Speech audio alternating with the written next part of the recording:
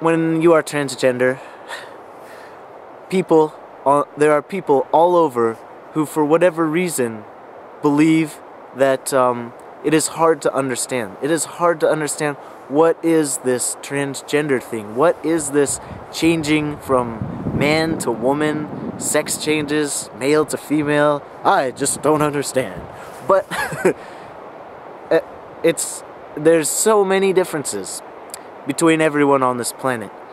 Differences in skin color, religion, but even if you look at the closest people, two lovers, getting into an argument, or just anybody that loves each other, getting into an argument where it's hard to see the other side, where it's hard to understand where they're coming from, what are they saying. Like, sometimes you have to agree to disagree. And consider that. We get into arguments with people that we love. It just happens. And what happens is you get uncomfortable, and you want to be heard, and you also have to listen to the other person. And as you're going through this process, you're learning so much. You are being forced to see things in a new way, in a different way, and this is valuable information. This is the kind of information that helps you grow, helps you go from, it's traveling in your mind, in your understanding. And the more you understand about the world and about how different people are experiencing the world, the more you reflect about your own experience, and it's amazing. So differences are really valuable, and being transgender is really a valid experience that shouldn't just be brushed away with "that's weird" or "I don't understand," because I personally never quite relate. Because we have imaginations. We have imaginations, and we can use them. And we can plug in the most stereotypical information to get value from our imaginations. And what I mean is, let's say someone doesn't quite relate to, being transgender, what it means, what it's all about. Let's just take the most basic stereotypical examples.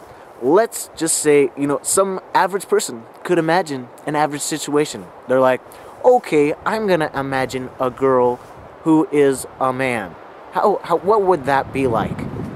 She would probably not like to be big, hairy, and smelly. She would probably not like being, I don't know, slow, stinky, and not noticed by other men that she found attractive because she was straight.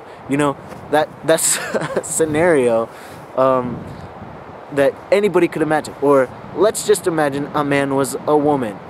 Like, okay, I bet that man would be sad because he would not have his penis and probably would not like getting his period.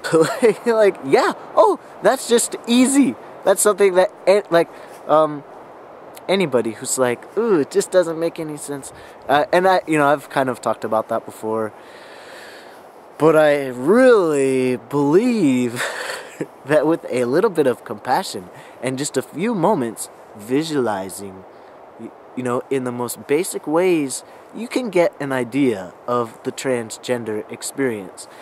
Now, there's nothing stereotypical about our experiences. There's no formulaic way to describe what any of us are going through and what we want as the men that we become, or what we want as the women to become. There's endless amounts of conversations and personal accounts of this experience. And I love this. I love this about being transgender, and that's why I make these videos, and that's why I find people to kind of hear their story, what's going on in their world, in their mind, in their country, and I just get so much out of everything, out of every conversation, out of the things that challenge me with others.